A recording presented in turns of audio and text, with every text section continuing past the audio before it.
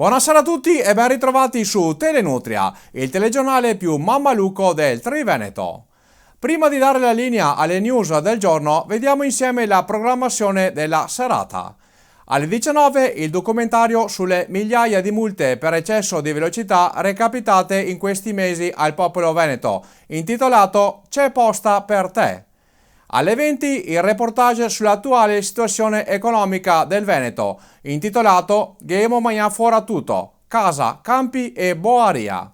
E alle 21 il film vietato ai minori di 19 anni, Mamma l'ho preso in aereo.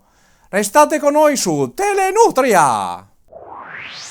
Stava giocando tranquillamente a golf quando un altro giocatore, che aveva bevuto un Aperol da meso, lo ha investito con la macchinetta.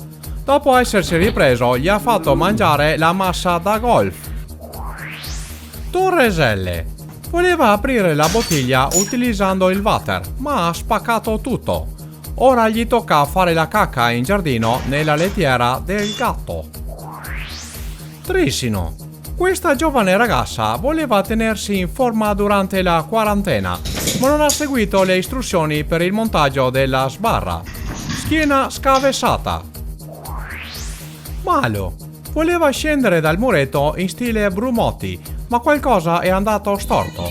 Con i denti ha fatto un grande buco sul pavimento che è stato utilizzato per piantare un albero. Questa giovane atleta veronese si stava allenando, ma ha sbagliato qualche calcolo. Il giudice, Paolo Schiton, ora si chiama Antonella. Questo giovane di Cassago stava saldando un tocco di ferro, ma accidentalmente si è dato fuoco alla caponara. L'odore da gallina bruciata si è sentito in tutta la provincia. Castelminio. Stava facendo i suoi esercizi quotidiani per diventare fotomodella, ma non ha fatto i conti con il suo microcervello.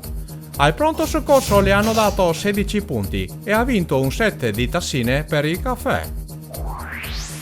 Boyon. Non riusciva più a sopportare la moglie rompiballe e allora le ha detto che andava a sistemare il tetto di casa. Così da 40 giorni si rilassa e beve birra senza che nessuno gli rompa i totani. Il matrimonio è così salvo.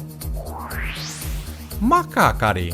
Aveva scommesso una bacinella di grappa che sarebbe riuscito a saltare il canale, ma ha preso una botta così forte che è rimasto rincoglionito per 3 giorni.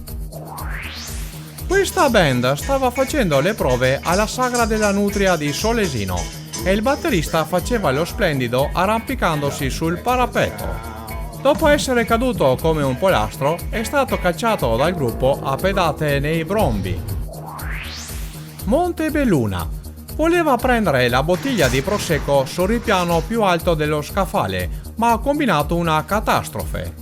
Vedendo queste immagini, 7.434 veneti sono dovuti ricorrere alle cure di uno psicologo. Questo signore di Salboro stava provando la nuova bici appena acquistata, compiendo varie acrobazie. Purtroppo la moglie aveva appena dato la cera al pavimento e il povero ciclista è caduto come un macaco. Iane. Festeggiava la laurea con una bottiglia di champagne da 1.300 euro.